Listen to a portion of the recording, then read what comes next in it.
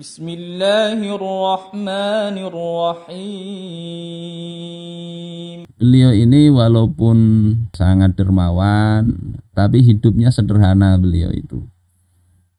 Dan beliau punya istri, salah satunya ini Tamadir.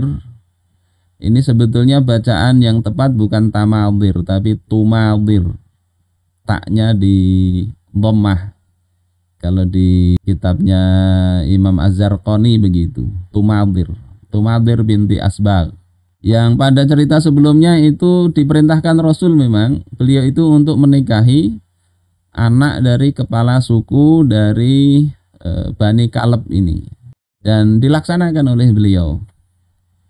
Punya anak namanya Abu Salamah, anaknya Tumadir dengan Abdurrahman bin Auf.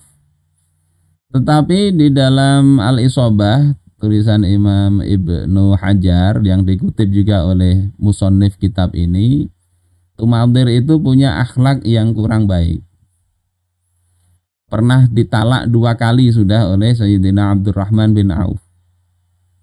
Jadi sudah dicerai, rujuk, cerai lagi, rujuk lagi. Nah, tatkala Sayyidina Abdurrahman ini jatuh sakit, Tumadir ini minta cerai lagi. Minta cerai lagi oleh Sayyidina Abdurrahman, ya, jika kamu meminta talak kepadaku, niscaya aku jatuhkan talak kepadamu. Ketika itu ya ada percekcokan antara beliau dengan Abdurrahman. Kalau engkau mau minta cerai, ku ceraikan. Kemudian ini, demi Allah aku tidak meminta talak kepadamu. Ini salah terjemahan ini. Saya cari literatur aslinya di kitabnya Imam Ibnu Hajar. Faqalat wallahi la'as alunnaka. Demi Allah, aku akan minta cerai. Jadi ini parah ini terjemahannya. Kata Abdurrahman ketika bercekcok, kalau engkau minta cerai akan aku ceraikan. Kata Tumadir, demi Allah aku mau minta cerai. Kemudian kata Abdurrahman lagi, jika kamu meminta talak, ini mestinya bukannya tidak meminta talak. Jika kamu nanti betul-betul minta cerai, beritahukan kepadaku saat kamu haid lalu suci dari haid. Karena talak saat haid itu adalah talak yang berdosa, walaupun talaknya jatuh. Atau talak setelah haid bersih, kemudian jima. Nah itu juga talak yang nggak boleh sebetulnya. Makanya Sayyidina Abdurrahman mengatakan, ya kalau betul-betul minta cerai nanti, tunggu kamu haid, setelah suci, bilang kepadaku, ku ceraikan. Dan ternyata begitu.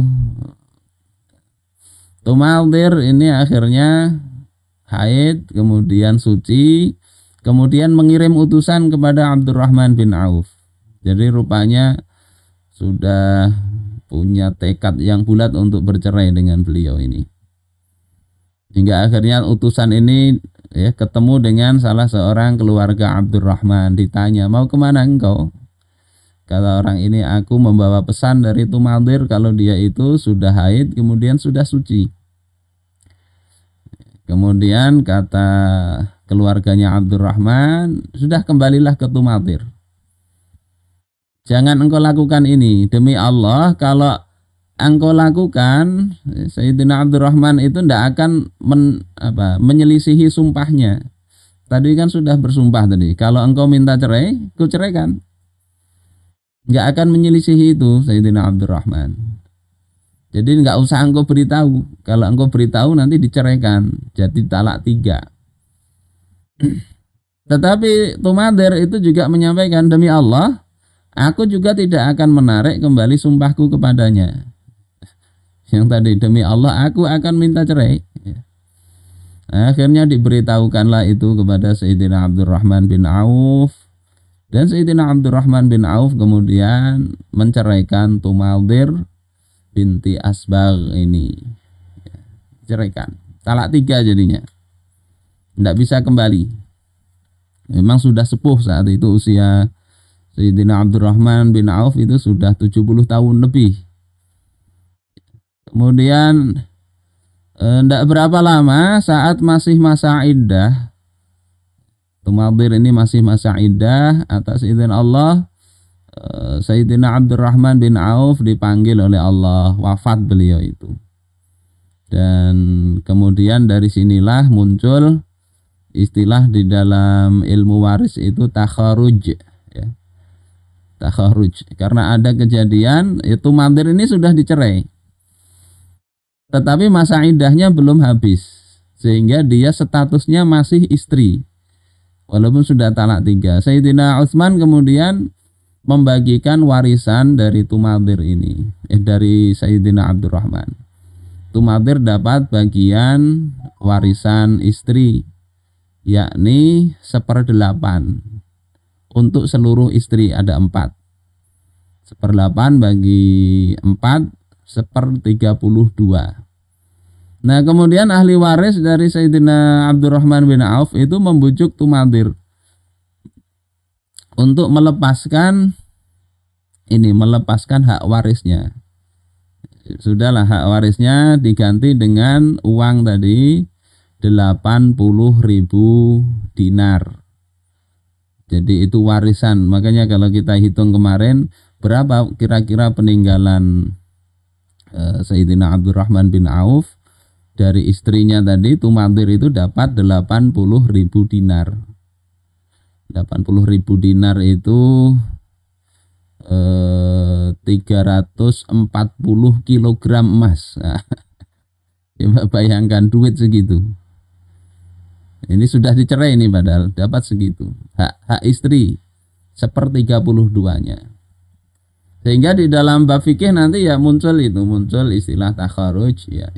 Bisa ketika harta waris itu tidak mesti dijual semua terus dibagi, tidak.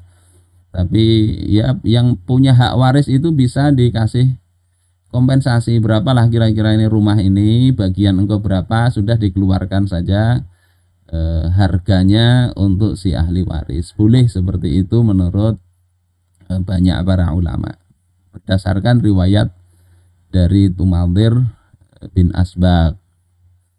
Saudara-saudara sekalian rahimakumullah, itu dari sisi hukum fikihnya muncul begitu. Sisi lain pelajaran yang bisa kita ambil adalah pertama, sebetulnya istri itu tidak boleh minta cerai.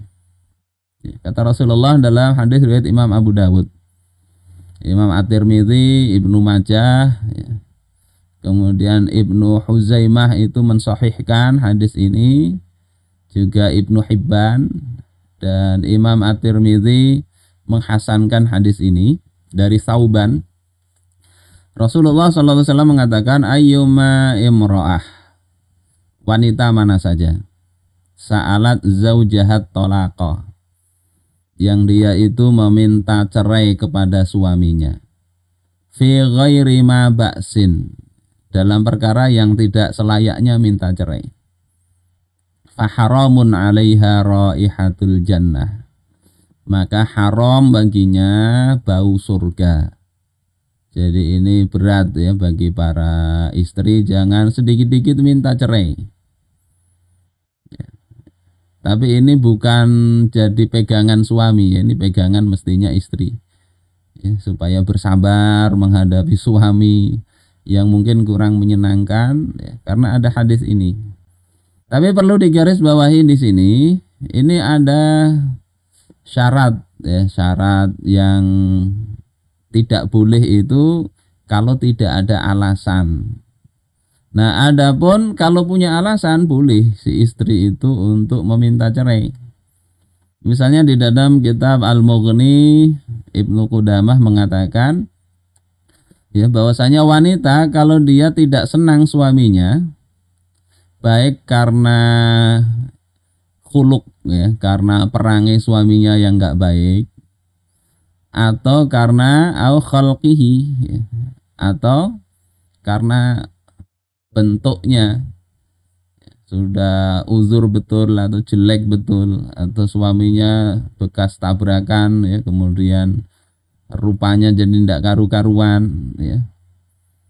Jadi karena akhlak maupun karena fisik, au dinihi atau karena agama, ya, au kibarihi atau karena sudah sepuh betul lanjut usia, au dha'fihi atau karena lemah, masih muda tapi lemah, entah ini lemah apa ya, bisa alasan lemah fisik sehingga nggak bisa menunaikan tugasnya sebagai suami, atau dia tidak mendapatkan nafkah dari suaminya, baik nafkah nafkah kebutuhan material nggak bisa dapat itu, maupun juga kebutuhan yang lain, kebutuhan seksual misalnya juga sama.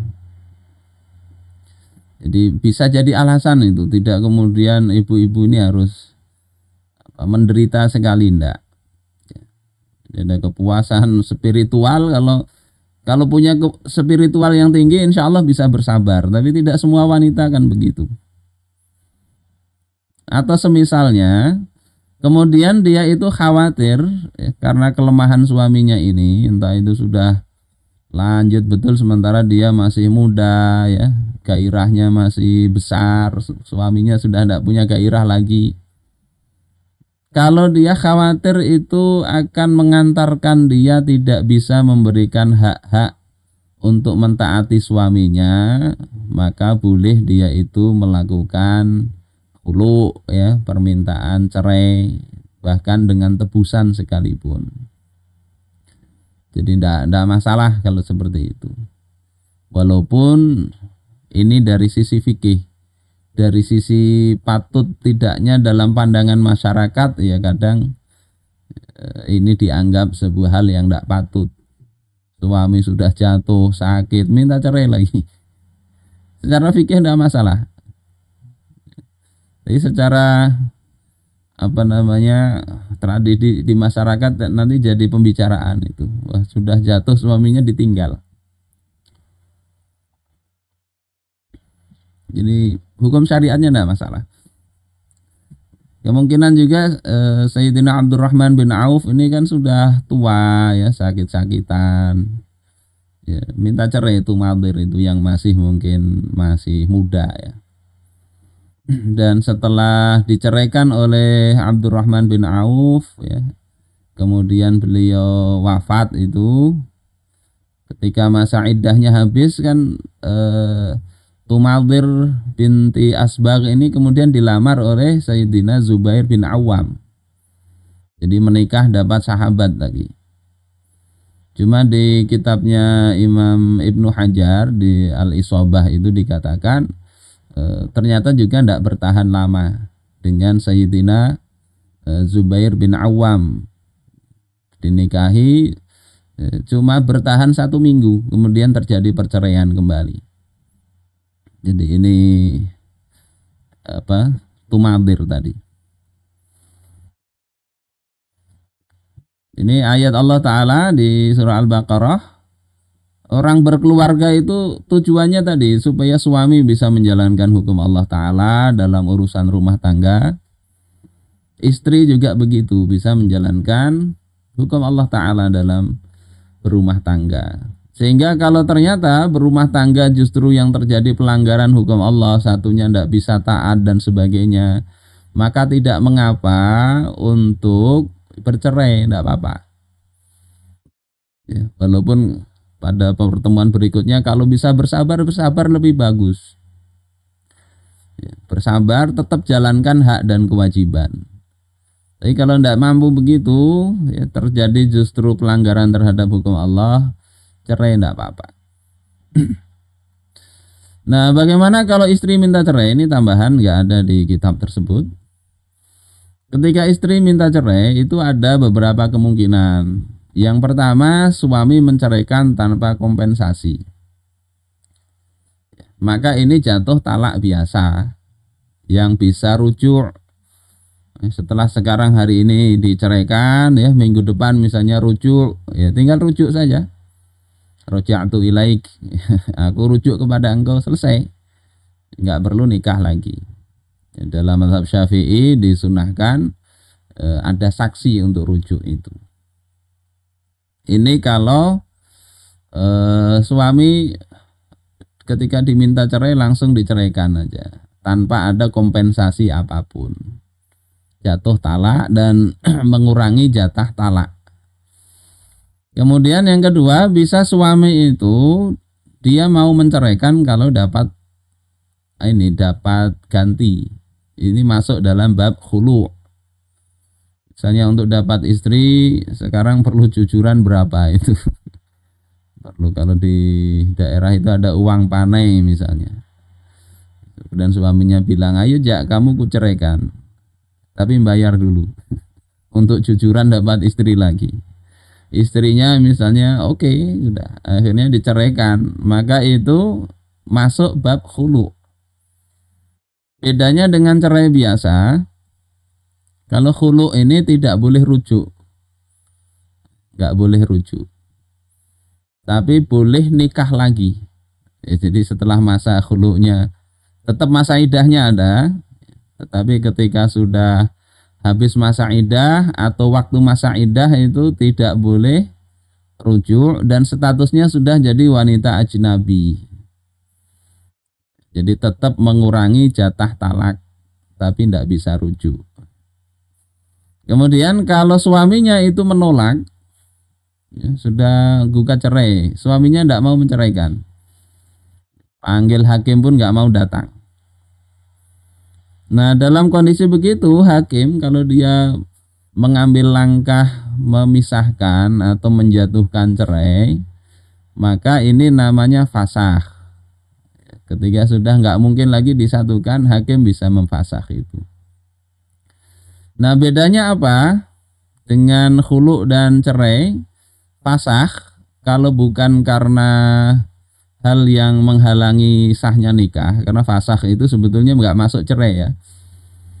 Kalau misalnya ternyata yang dinikahi saudara kandung, nggak tahu nih si suami punya istri lebih dari satu, tapi sembunyi-sembunyi nggak tahu, akhirnya tekawin itu anak dengan anak atau anak dengan keponakannya.